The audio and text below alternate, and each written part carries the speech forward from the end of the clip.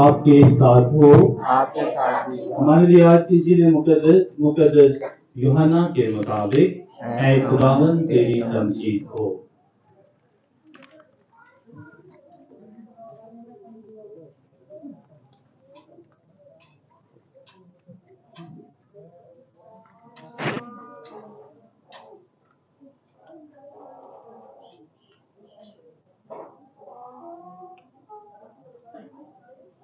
उसके 20वें बाब में से सुनेंगे।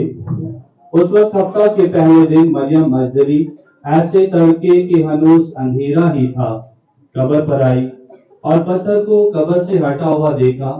तब वो शमौन पतरस और उस दो शागिर्दों के पास दौड़ी आई जिसे यीशु प्यार करता था और उनसे कहा कि खुदावन को कब्र से निकाल ले गए हैं और हम नहीं जानती कि उन्होंने कहाँ रखा है। तब पतरस और वो दूसरा शागिर्द निकले और कब्र की तरफ चले गए। चुनांचे वो दोनों इकट्ठे दौड़े, मगर दूसरा शागिर्द पतरस से पहले बढ़ गया और कब्र पर पहले पहुंचा। उसने झुककर कतारी कपड़े पड़े हुए देखे, मगर वो अंदर ना गया।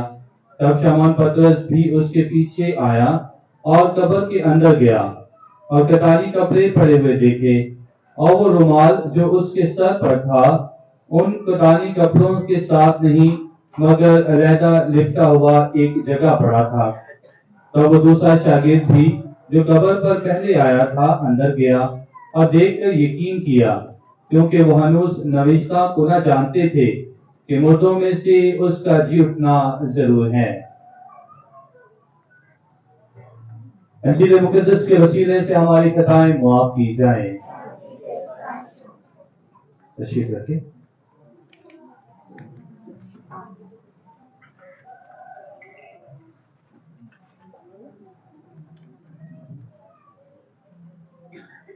मसीह खुदावन में मेरे अजीज भाइयों बहनों बुजुर्गों अजीज साथियों, आज के कलाम के आगाज से पहले मैं आपसे एक सवाल करना चाहता हूं।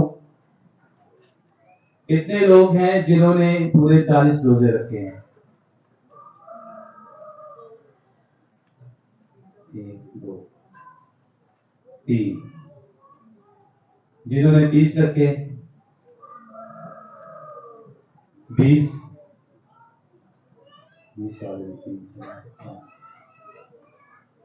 10। चलो किसी ने 2 ही रखे हो।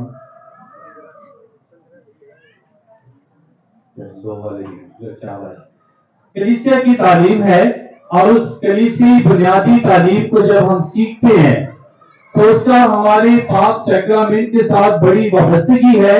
और उसी वाबस्तगी को जानते हुए पहचानते हुए इस बात को आज हम सीखते हैं कि कलीसिया कुछ बातों को हमें रोशनास करवाती है और कैटेकिज्म ऑफ द कैथोलिक चर्च के मुताबिक इस बात को वाज़ेह तौर पे बयान किया गया है कि जितने भी मोमिनीन हैं, जितने भी कलीसिया के अरकान हैं, वो कोशिश करें कि कम से कम 2 रोजे लाजमी रखें। पहला जो रात के बुध के दिन रखा जाता है, जो कि हमारे खानदान में हमारे बच्चों को इस रोजे के आगाज में बताया जाता है, और दूसरा गुड फ्राइडे का जुम्मे का रोजा। ये वही 2 रोजे हैं जो यस्सु के लिए रखे जाते हैं। किसके लिए रखे जाते हैं? यस्सु के लिए। अब दूसरा सवाल ये है, कितने लोग हैं जो इस बात को जानते हैं कि उनका नाम यस्सु के दिल पर लिखा हुआ है? मेरा तो लिखा है क्योंकि मैं शाकिर भी हूं। कुछ लोग डर रहे हैं। किसका नाम लिखा हुआ है? चलो जितना नहीं लिखा उल्टा आ चुके हैं, तो उल्टा आ चुके नहीं है, तो सीधा आ चुके जितना है। हालेलुया। हमारे यीशु के दिल पर नाम लिखा हुआ है, जो इस बात की शहादत है, जो इस बात की अलामत है कि खुदा हमें बहुत प्यार करता है।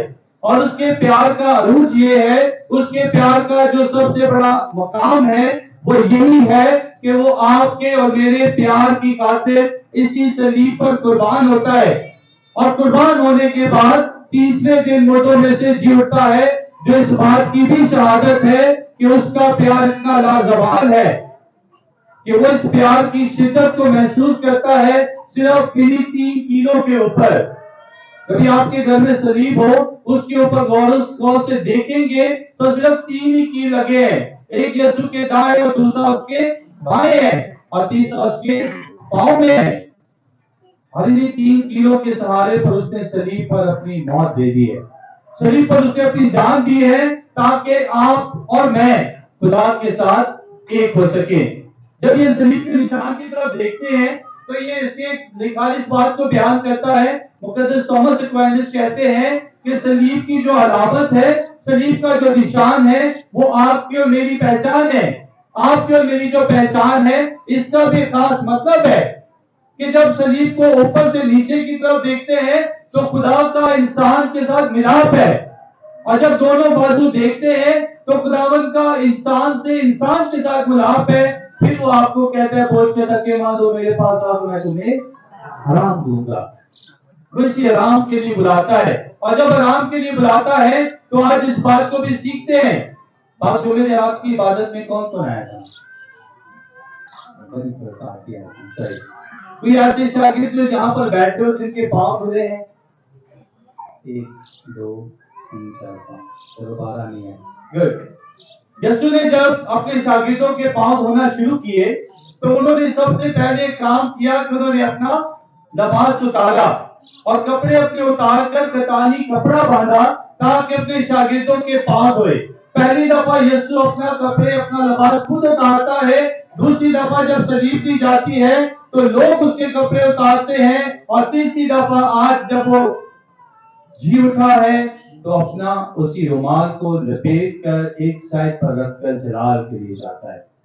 یہ بڑی علامت ہے، جس بات کی شہادت ہے، جس بات کی گواہی ہے کہ جو بالا خانہ سے منصوبہ شروع ہوا ہے آج وہ قبر پر مکمل ہوتا ہے۔ جو بالا خانہ سے منصوبہ نجات شروع ہوا ہے یہاں پر جی اٹھ کر اس کو مکمل کرتا ہے، اور اسی وجہ سے آج دنیا میں اس بڑی عید کو منایا جاتا ہے۔ جب عید کو منانے کے لیے آپ اور میں یہاں پر اکٹھے ہوئے ہیں تو عزیز مومنین، بڑی خاص بات ہے اور بہت ہی سادہ سا جملہ ہے کہ یسوع نے ہماری خاطر دکھ اٹھائے۔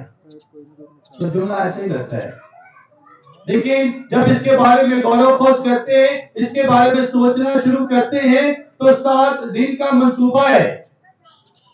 ان 7 دنوں کے اندر یسوع اس پورے منصوبہ نجات کو مکمل کرتا ہے، اور خدا نے دنیا کو کتنے دنوں میں بنایا؟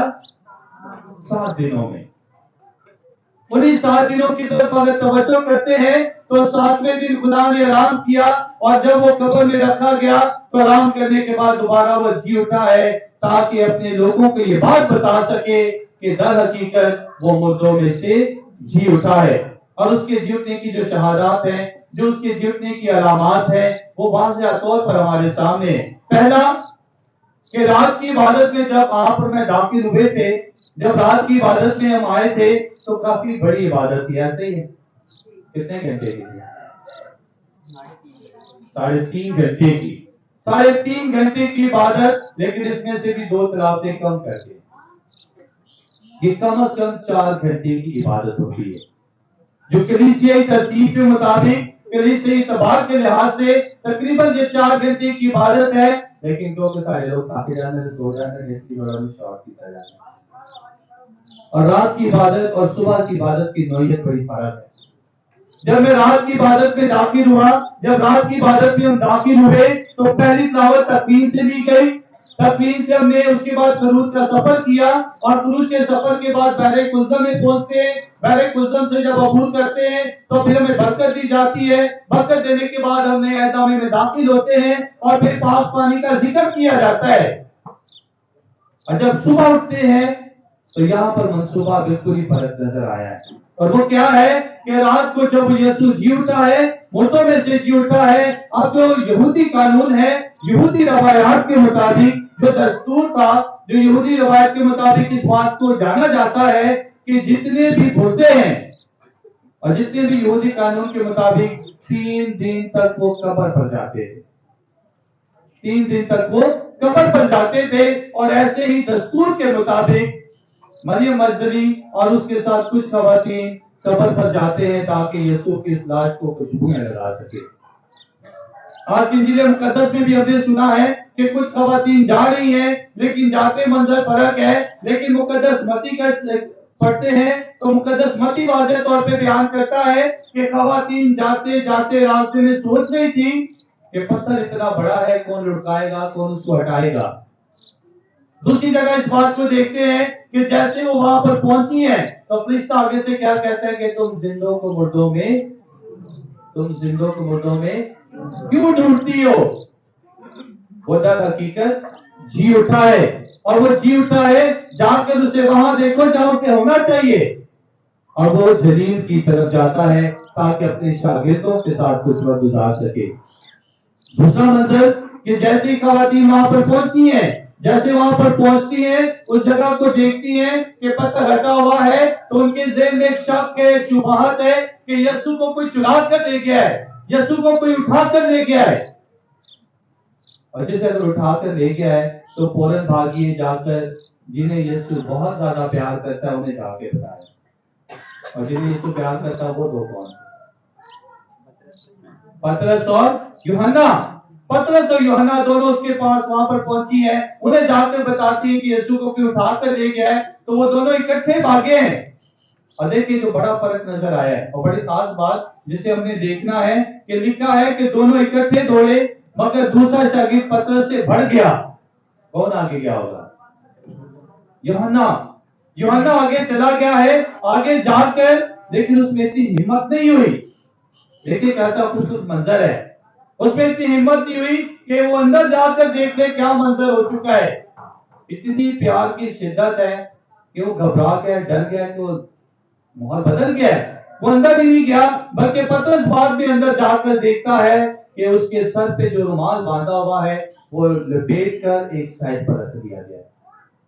इसकी भी खास वजह मुकद्दस बिशप पोर्टलैंड जिशन कहते हैं कि जो बड़ी खास बात है वो यही है कि यीशु ने जब मुर्दों को जिंदा किया, 3 ऐसे बड़े वाकया हैं। एक जिसे उसने जिंदा किया, उसे बंद कमरे में जिंदा करता है। वो कौन है? किसकी बेटी है? याईर की बेटी को जिंदा करता है। और क्या कहते हैं कि किसी को बताना नहीं, बल्कि इसे कुछ खाने को दो क्योंकि ये सोती है। दूसरा वाकया कि जो वो एक औरत को देखता है कि उसका बेटा मर गया है और वो देखता है कि बिल्कुल कुछ नहीं है, फिर बड़े बाजार में उसे जिंदा करता है। और तीसरा जो बड़ा वाकया लाजर का वाकया है, जिसे 4 दिनों के बाद जिंदा करता है। यहूदी दस्तूर क्या था कि 3 दिन तक कब्र पर जाते थे, और चौथे दिन के लिए क्या हुआ, जब यीशु मरियम और मार्था के पास आता है, उन्हें कहता है कि मैंने लाजर को देखना है, तो सारे उसे क्या कहते हैं, रहने दे, अब तो बदबू आती है, क्यों जाना है। लेकिन अगले से जवाब क्या जाता है कि नहीं, मुझे जरूर है कि मैं वहां पर जाऊं ताकि खुदा का जलाल जाहिर हो। और जब लाजर बाहर आया तो उसकी क्या कैफियत थी कि वो पूरे कफन समेत बाहर आया है। बड़ा खूबसूरत मंजर है ये कि लाजर जब वापस आया है, लाजर जब कब्र से निकला है तो वो पूरे कफन समेत है। लेकिन जब यीशु जी उठा है तो निशानी के तौर पर, शहादत के तौर पर, अलामत के तौर पर वो वहां पर अपना पूरा कपड़ा छोड़ कर जाता है ताकि आपको और मुझे बाद में शक ना हो। तो मां की तरह हम सोचते ना रह जाए, अगली पांव के देखेंगे तो पता चलेगा। यहाँ यूहन्ना भी जाकर डर गया, लेकिन पतरस अंदर जाकर देख कर आया कि नहीं, दर हकीकत यीशु जी उठा है। इसी बात को आज आपने मैंने लोगों में मुनादी करनी है, लोगों को इस बात की तालीम देनी है और बताना भी है कि दर हकीकत यीशु हमारे प्यार की खातिर मरा और फिर वो जी उठा है। और जब वो जी उठा है तो जिस मोमिन इसलिए नहीं जी उठा कि जरा कामों से पूरा किया, नहीं, वो इसलिए जी उठा है ताकि आप और मेरा ईमान बढ़ सके, आप और मैं यीशु की तालीमात को जान सके, आप और मैं यीशु के कलाम को जान सके। इसलिए इसे कहा जाता है कलामे खुदा। और कलामे खुदा की जब बात की जा रही है तो इस बात को भी आपने याद रखना है कि आज का दिन, ईस्टर का दिन हमारे लिए बहुत ही खूबसूरत मंजर लेकर आता है। कलीसिया आज के दिन को बड़ी शादमानी के साथ मनाती है। جب آپ اور میں عید کے لیے یہاں پر اکٹھے ہوئے ہیں تو عزیز مومنین ہم نے ان 3 باغوں کو یاد رکھنا ہے. 3 باغ انہیں اپنی زندگی کا حصہ رکھنا ہے اور یاد رکھنا ہے، بھولنا نہیں ہے. پہلا جو باغ عدن ہے جہاں پر آدم اور ہوا ہے. دوسرا باغ عدن گتسمنی کا باغ ہے جہاں پر یسوع اکیلا ہے. اور تیسرا وہ باغ جہاں پر ایک قبر تھی جس کے اندر یسوع کو رکھا گیا، ایک وہ باغ ہے. اب فیصلہ کرنا ہے کہ ہم ان تینوں باغوں میں سے کس باغ میں جانا چاہتے ہیں. باغ عدن جہاں پر نافرمانی کا پھل کھا کے پھر باہر جانا ہے. گتسمنی کا باغ جہاں پر ہم نے دعا کرنی ہے، یسوع کے ساتھ جاگتے رہنا ہے. یا تیسرا یسوع کے ساتھ مر کے دوبارہ جی اٹھنا ہے. اس بات کو یاد رکھنا ہے ہم نے، اور یہی آپ کے لیے اور میرے لیے آج کا پیغام ہے کہ ہم نے اس بات کو اپنی زندگی کا حصہ بنانا ہے تاکہ میں یسوع کی گواہی دے سکوں، تاکہ میں یسوع کی گواہی دے کر اس ایمان کا اقرار کر سکوں کہ میں تو خدا کے ساتھ ہوں. میں ان میں سے نہیں ہوں کہ یسوع 3 بار شاگردوں کے پاس آیا کہ جاگتے رہو اور پھر پطرس کو نام لے کر کہتا ہے پطرس جاگتے رہو. اور وہ آج آپ کو بھی نام بنام بلاتا ہے کہ جاگتے رہو اور دعا کرو. دعا کیوں کرنی ہے؟ کیونکہ ہم کمزور ہیں، ہم سب کمزور ہیں. کوئی بھی ہم میں ایسا نہیں، صرف اور صرف ایک ہی پاک ہے اور وہ ہمارا خداوند ہے. اسے یاد ہے نا جب یسوع نے شاگردوں کے پاؤں دھوئے، پطرس کہتا ہے مجھے پورے کو نہلا دے، تو پھر یسوع کہتا ہے مجھے پتا ہے کہ تم سب پاک ہو لیکن سب کے سب نہیں. اگر ہم سب پاک ہوتے تو یہ پوری عبادات یہ رسومات نہ ہوتی. ہر سال ہم عید نہ مناتے، ہر سال میں روزے نہ دیے جاتے، ہر سال ہم یسوع کے ساتھ مر کر دوبارہ جینا اٹھتے. کیونکہ ہم سب کمزور ہیں، اور اس کمزوری کے عالم میں یسوع آپ کو مجھے سکھاتا ہے کہ ہم ان تعلیمات کو یاد رکھیں تاکہ ہم یسوع کے ساتھ جی اٹھنے کا نعرہ لگا سکیں. تو آئے ہم سب مل کر اس نعرے کو بلند کرتے ہیں اور ہم بھی اپنی آوازوں کو بلند کر کے یسوع کے نام کو جلال دیں گے. ہالےلویا! ہالےلویا! زور سے آنا چاہیے، پتہ چلنا چاہیے. ہالےلویا! ہالےلویا! آواز بلند کر کے ہالےلویا! ہالےلویا! در حقیقت یسوع جی اٹھا ہے. اب ہم سب کھڑے ہوں گے اور خداوند کی اس تمام تر باتوں کو یاد کر کے اپنے ایمان کا اقرار کریں گے.